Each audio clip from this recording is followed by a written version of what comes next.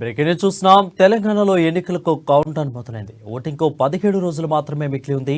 ఇలాంటి పరిస్థితుల్లో ఎన్నికలు సమీపిస్తున్న వేళ నగరంలో మరోసారి ఐటీ దాడులు కలకలం రేపాయి. ఉదయం నుంచి నగరంలోని పలు చోట్ల ఐటీ అధికారులు సోదాలు చేస్తున్నారు. ఫార్మా కంపెనీ యజమాని, డైరెక్టర్లు, సిబ్బంది ఇంటి కార్యాలయంలో సోదాలు చేస్తున్నారు. మొత్తం 15 చోట్ల ఈ దాడులు జరుగుతున్నాయి. మైకం శాఖలో ఉన్న మంత్రి సబితా ఇంద్రారెడ్డి బంధువుల ఇళ్లలో కూడా సోదాలు నిర్వహిస్తున్నారు.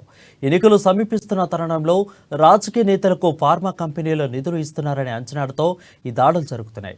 అయితే ఈ దాడులకు సంబంధించిన పూర్తి వివరాలు ఇంకా తెలియాల్సి ఉంది.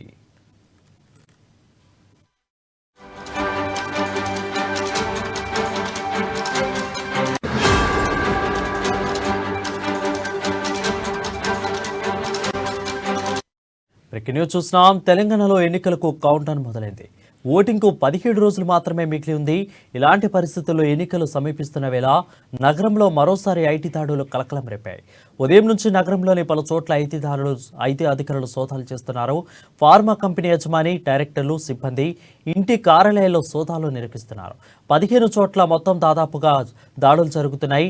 మైకం శాఖలో ఉన్న మంత్రి సబితా ఇంద్రారెడ్డి బంధువుల ఇళ్లలో కూడా సోదాలు నిర్వహిస్తున్నారు. ఎన్నికలు సమీపిస్తున్న తరుణంలో రాజకీయ నేతలకు ఫార్మా కంపెనీలు నిధులు ఇస్తారనే అంచనాతో ఈ దాడులు జరుగుతున్నాయి. అయితే ఈ దాడులకు సంబంధించిన పూర్తి వివరాలు ఇంకా తెలియాల్సి ఉంది.